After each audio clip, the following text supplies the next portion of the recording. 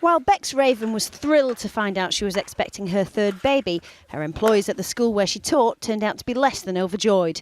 They were very clear in the fact that they weren't happy with the idea that I was going to be off on maternity leave. They felt it was going to be disruptive to the students and their studies, and they felt that it was actually going to cause them some financial hardship.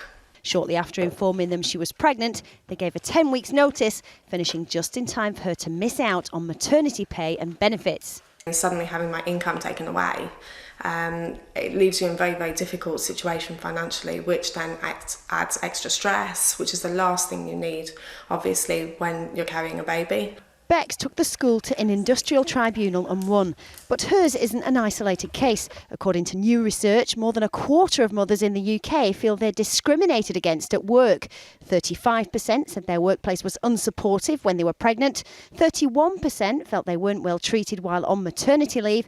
And 48% thought their chance of career progression had halted since becoming a mum.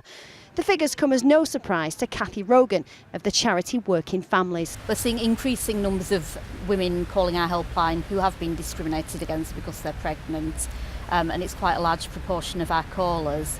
While there are strong legal protections in place to protect women who are pregnant or on maternity leave, it's difficult for women to assert those rights without being able to get access to legal advice.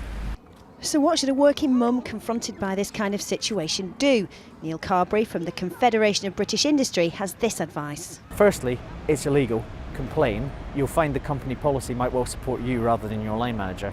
Secondly, ask for what you want. Negotiate a deal. You might not get everything you want, but companies are increasingly flexible about the hours people have.